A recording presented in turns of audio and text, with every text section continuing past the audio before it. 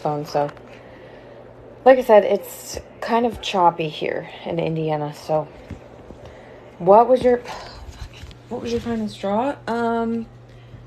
I actually made a whole TikTok about this. After I made my birthday video and it went viral, my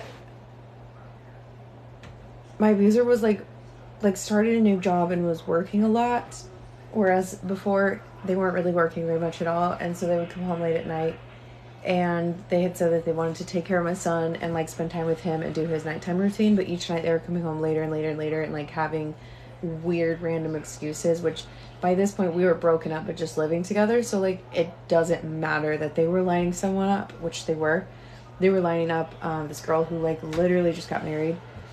And they came home and they started being like crueler and crueler to him, and each night I like noticed that he was getting like he didn't want to be around them, and he would say, no, I don't want you, I just want mommy.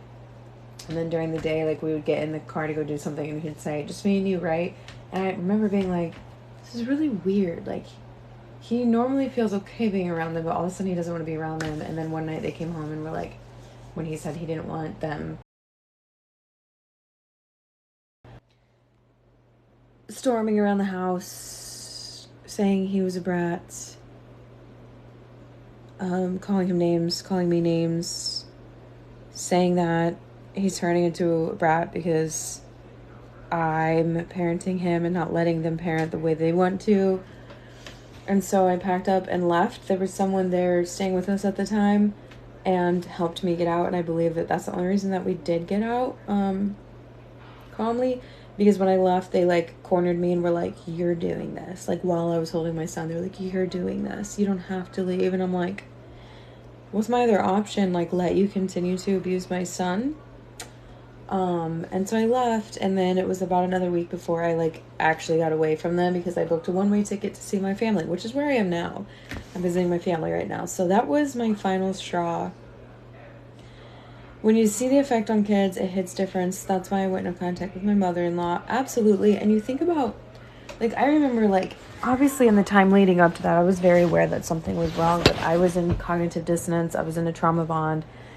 I was mostly able to protect him from the things that they would say, and, like, parent my way, because I was, like, shielding, like, I was like a shield between him and them.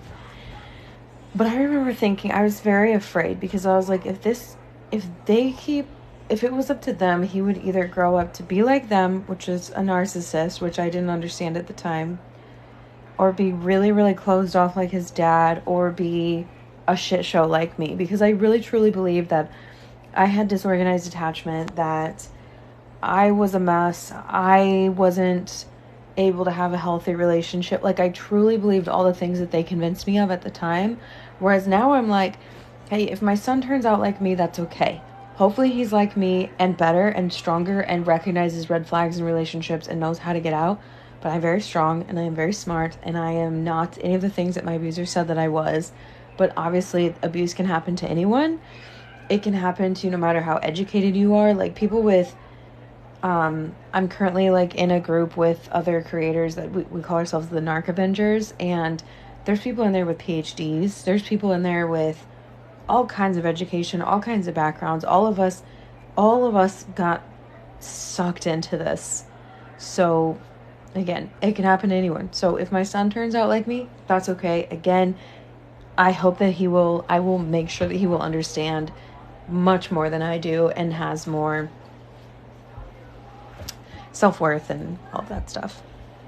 Yeah, that's why I went no contact with mom and stepdads. Kids wanted to. Yeah, kids, I feel like kids know a lot of times before we do, because we are hopefully more abused than they are, and more in it and more confused and obviously understanding more, whereas kids are like picking up on energy and picking up on, like, they're like, actually I'm scared of that person now and I don't want to be around them. And like I always say, he knew we needed to go before I did, and he saved us. And I really do believe that. I'm currently in the process of divorcing a diagnosed man with NPD. I'm very sensitive as a result. Absolutely, that makes sense. And I just got off the phone with my divorce lawyer, who knows about the abuse. He's so mean to me. The lawyer? Can we do some positive affirmations? What do you want me to make them up, or do you have any that would help you? Like, what are you in need of right now?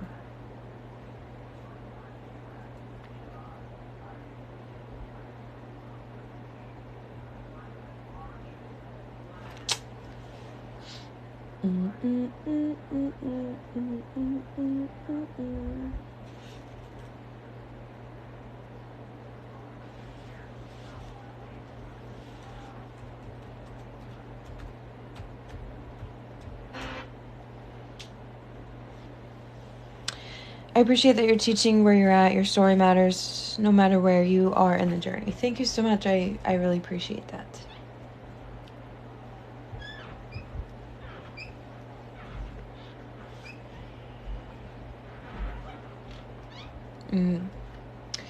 Yeah, so I'll do a couple affirmations and you can say them out loud or just think them or add to them or change them however you see fit. I am capable and I am worthy of being treated nicely. I am capable and I'm worthy of being treated nicely. I am capable and I'm worthy of being treated nicely. Let's see if I can do another one.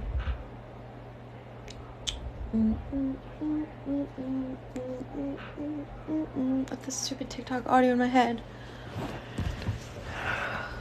You're such a kind badass. Thank you. Thank you. I don't always feel that way. Thank you.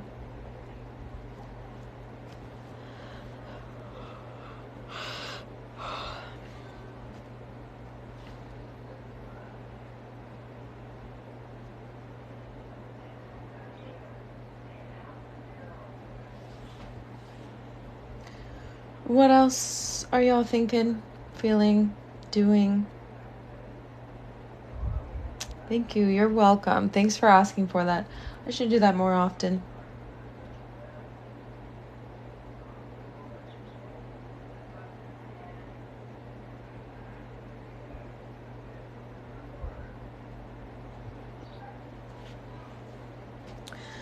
What's your story? I saw your videos. How many videos did you see? What did you see? Because I don't know where to start. What brought you here?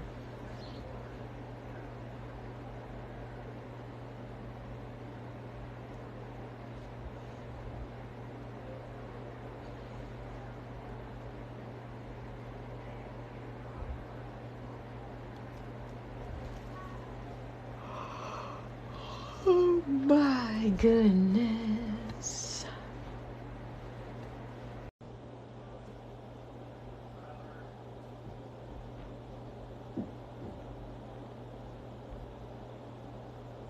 I don't know what just happened. I clicked on something and it went away, but now I'm back.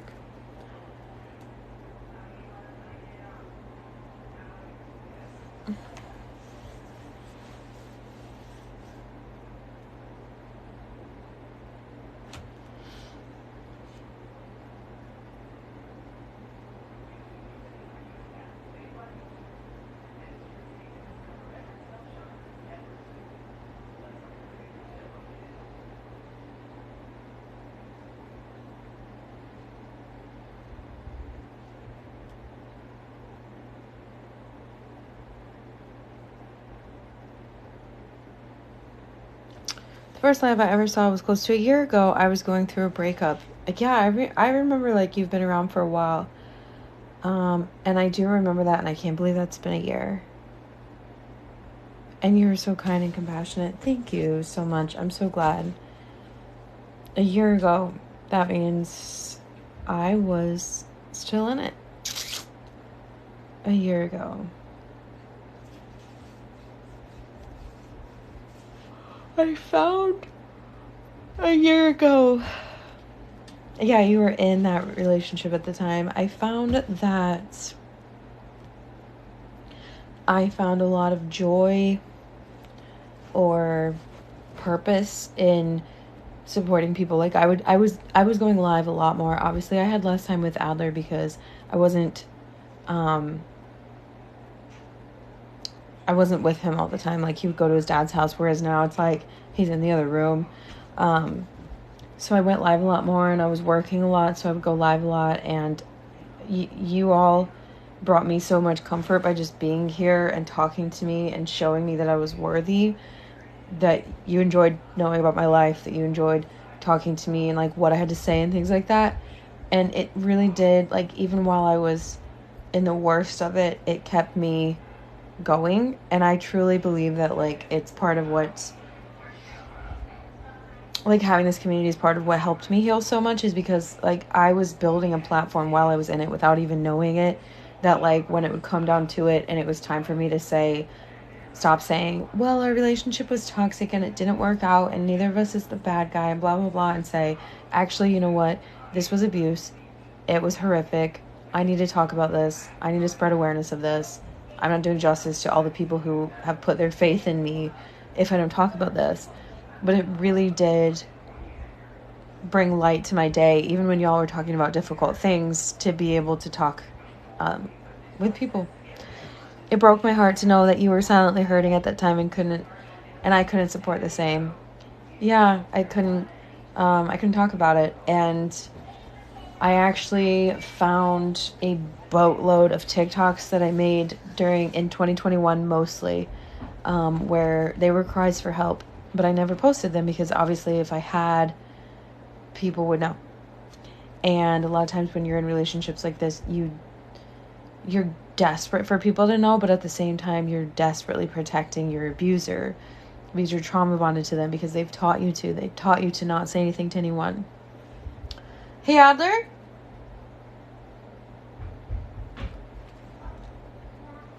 I can hear his little feet, but I don't know what he's doing. What you doing, buddy boy?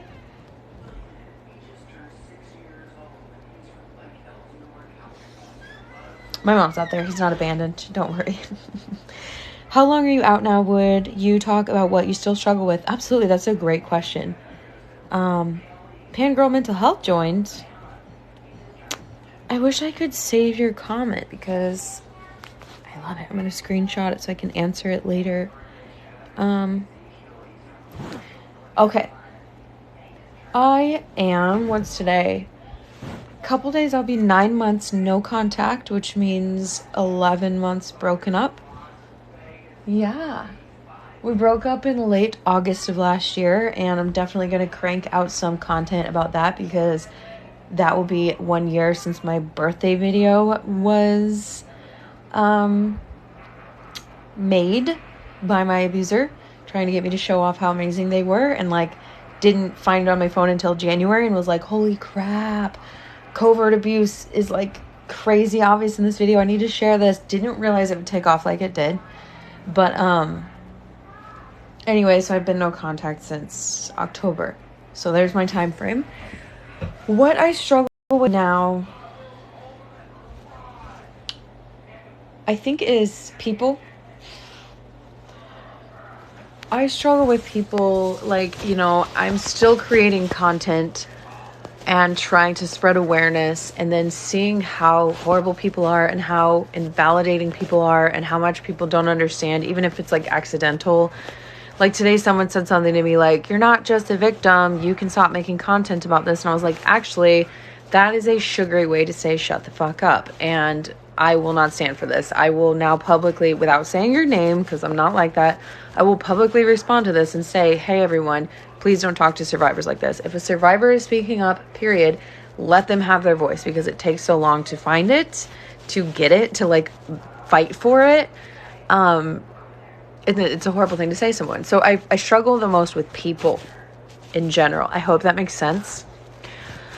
I also, like, I'm doing incredibly well because I have put myself in places where I don't get triggered. And that doesn't mean that I don't work on them, because I knew right away that I had to work on them. That I would, when they came up, I journaled, or I would tell someone, or I would, like when I was in Spain last fall, I would come on my Instagram stories and I would talk about it. I would talk about, I just remembered this, I just remembered that. And I bet I could probably scroll back and like re-watch some of those videos and do a podcast episode about something. But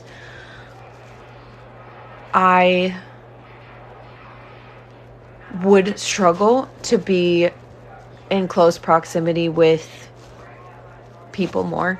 Like having friends close, and or like if I were to like date someone, I would really struggle, period. And I'm very aware of this, because what I'm saying is I haven't put myself in situations where, like, I'm very picky about who I hang out with. I'm very picky about who I spend my time with. I'm with my family, and like my family triggers me. I'm sure I trigger them. Like, it's family is hard, but like I don't put myself around people who I would feel that way with. So I hope that makes sense. He's the cutest, by the way. Thank you. I wanted anyone to notice I wasn't myself, but felt like everyone turned their cheek instead.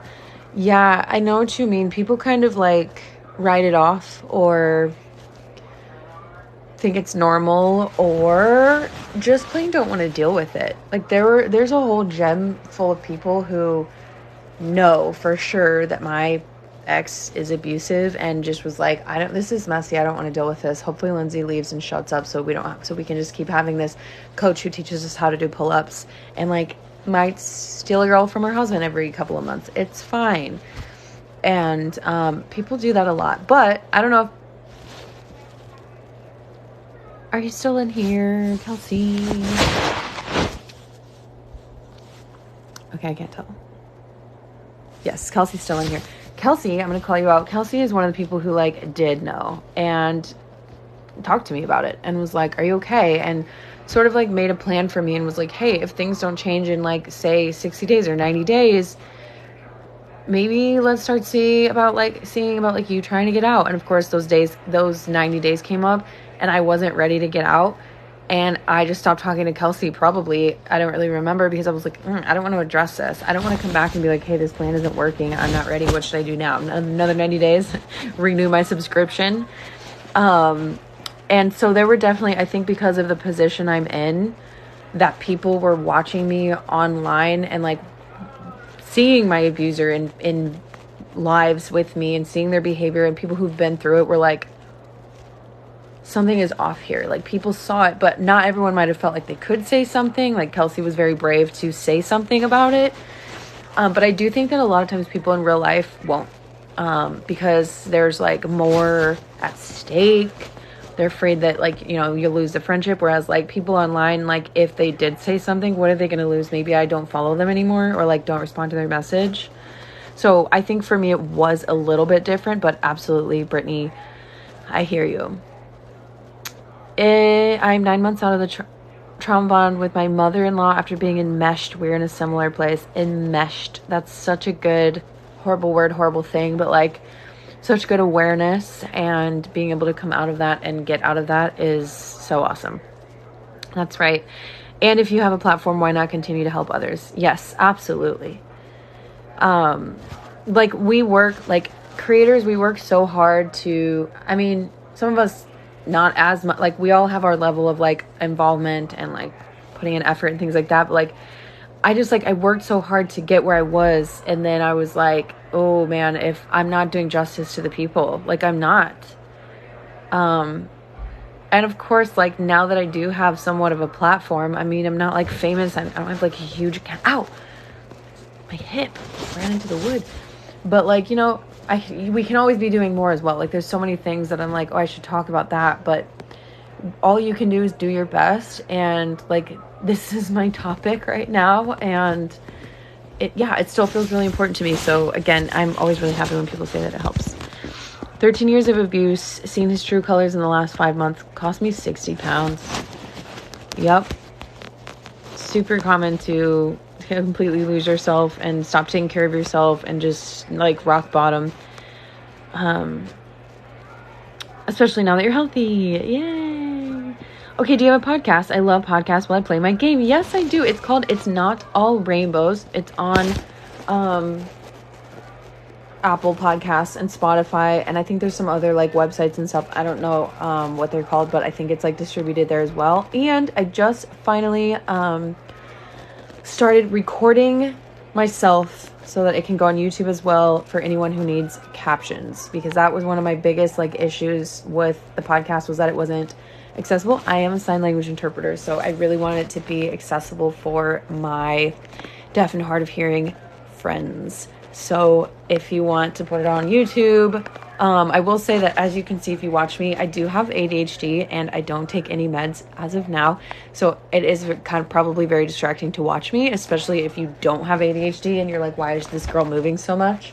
But it's one of the things that I need to stop apologizing for. I've only recorded myself twice, for the YouTube,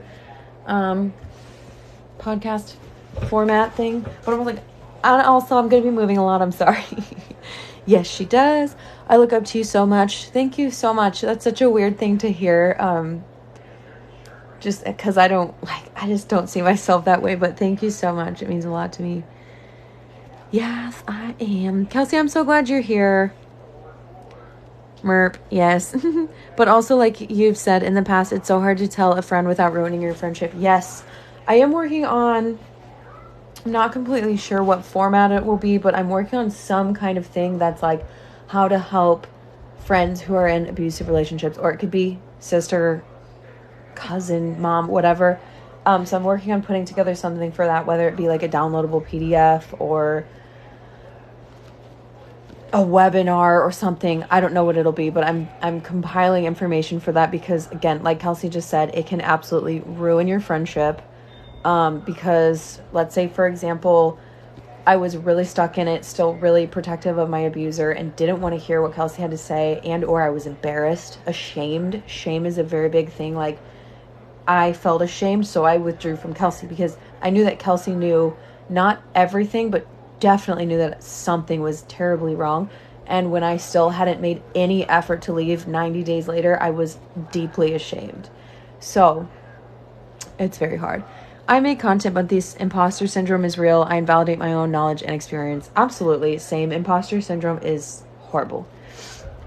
Or not all rainbows. Yeah, I changed it. It was late to lesbian, and then I was like, I don't talk about this anymore. I'm talking about abuse. This doesn't make sense. And not all rainbows, I think, can carry on if I decide to stop talking about abuse, and I can just talk about whatever the hell, because, like, life is not all rainbows. Like, maybe sometimes it's fun, maybe sometimes it's not. I don't know. The fact is, you have 100% helped others recognize abuse, leave abuse, or not just, or even just not feel alone. Thank you so much for saying that. Really, it means a lot to me. It really does. I'll look it up. I have ADHD. I get it. Well, then you're here for the mess. So there's zero reason for you to stop talking about it. Thank you. I really appreciate it. How do you handle phone calls from him? I have a special ringtone as a warning. Okay, so first of all, my abuser is not a cisgendered man. I, in fact, do not know what they are at this point because I have been no contact for so long, and I went no contact with everyone who knows them. So I just want to put that out there. And I recommend blocking him because I don't have phone calls from my abuser. I have them blocked on everything. Last time they tried to contact me was in April, so I'm doing good.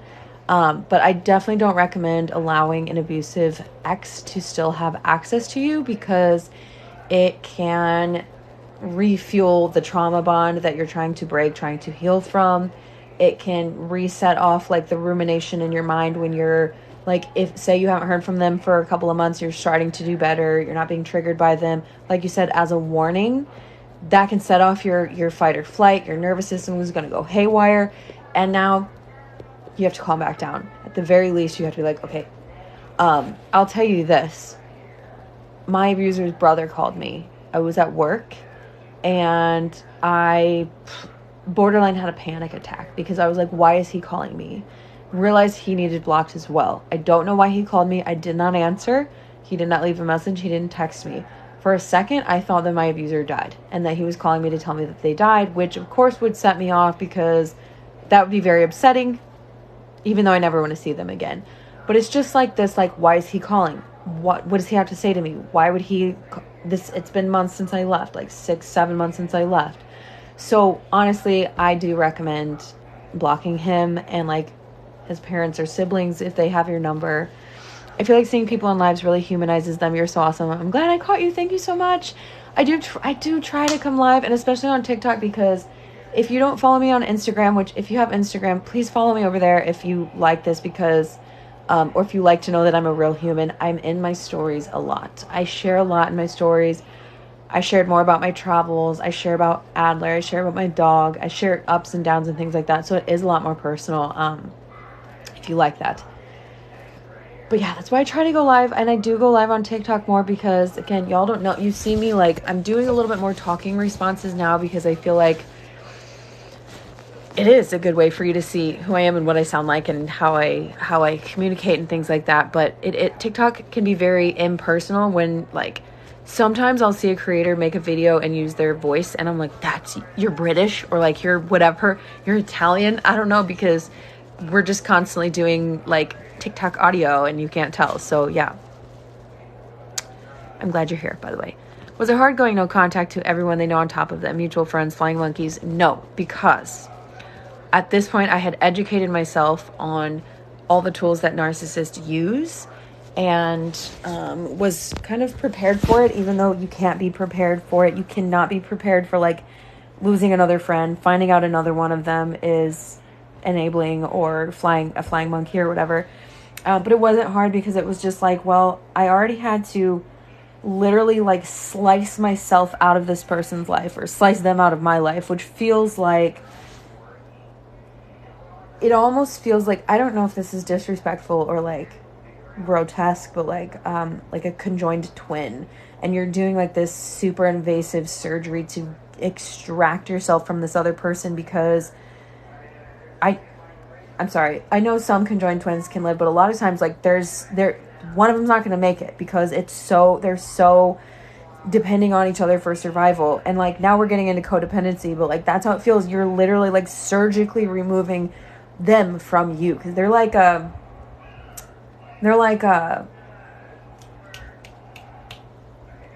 what's the word? I can't think of the word. Like a parasite, not conjoined twins.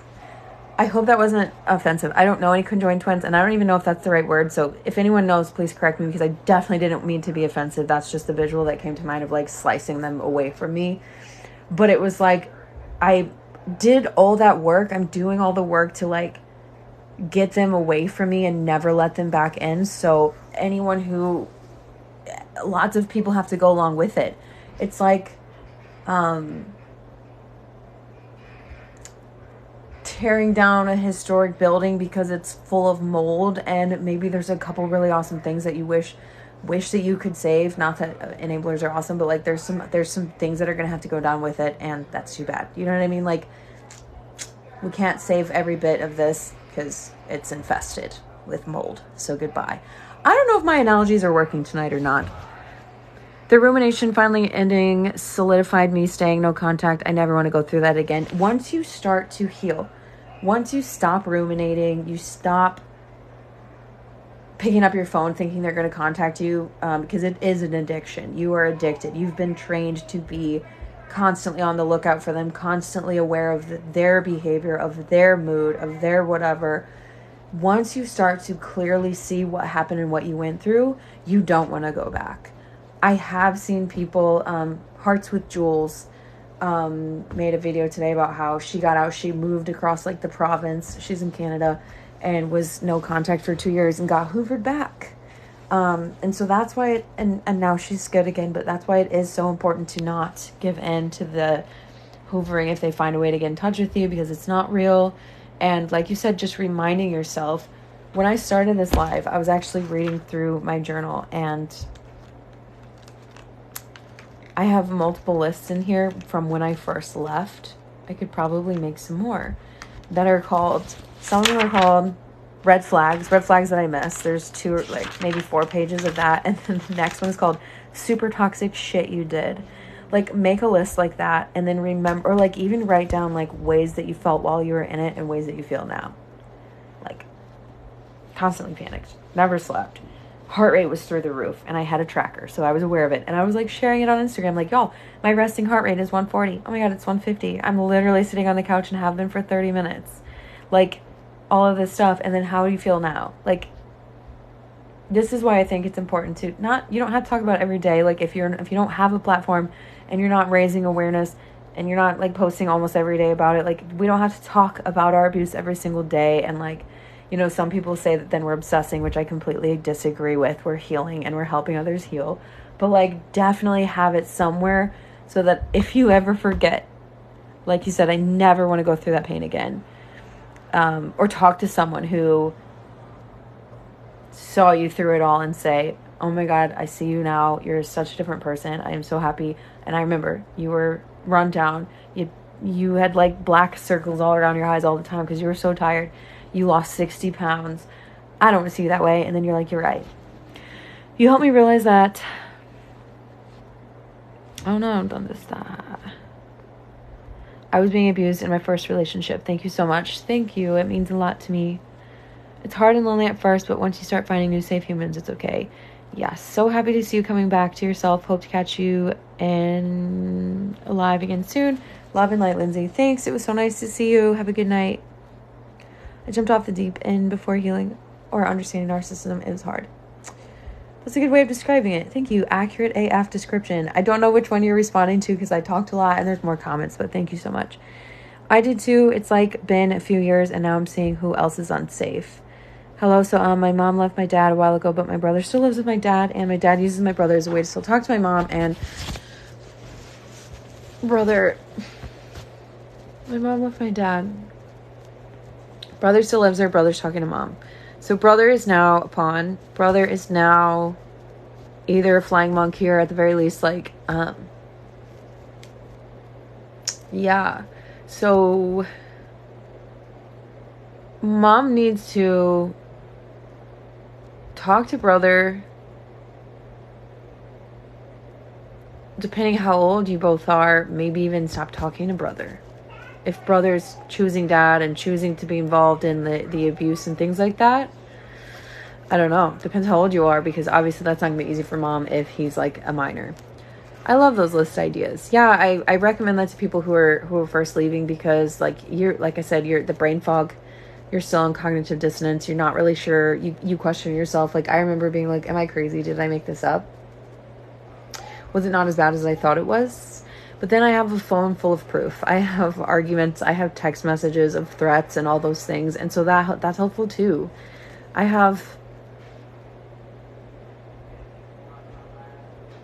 can just go back and listen to one thing and listen to their voice and like the hatred in it and like the blaming and the projection and all that. Like I can listen to a 5-second clip and be like, oh, yep. I did not make this up. I don't even have to listen to what they're saying. And I don't, but I could. And I think that's important. Yeah, my brother's 13 and I'm 17. Okay. Yeah, that sucks. Definitely gonna have to figure something out, because he's definitely right now a sort of go-between and dad's using him as a pawn. Yes, the cognitive dissonance is debilitating. It is. It really is. And it's not something any of us asked for. It's not something any of us did wrong, or like we weren't born with like crappy brains or like whatever. It's like this person literally took away our reality and now we don't know what's real. Oh my God, did I make this up? Kiddo ready for bed before I have my next meeting. So you're doing a great thing talking about this. Thank you so much. Thank you for spreading awareness. Thank you. It means a lot to me. It really does. And I say this every time, but it keeps me going. So anyway, I hate to wrap this up. I don't like to wrap it up when it's going so well and we're having such great conversation, but I'm going to get my kiddo ready for bed and I will try to come back again soon. These lives, I think I did one the other day. They've been really successful and I've really been enjoying hanging out with all of you. So thank you so much. Follow me on Instagram if you haven't, because again, I'm much more present there. The link is in my bio. Find me on YouTube. I'm starting to get the YouTube channel up and going. It's the Lindsay Goodman, so it's all the Lindsay Goodman. So check me out over there. Let me know if you're there. Say hello. And my dad has the audacity to say my mom abused him. It's always that way. They're always the victim.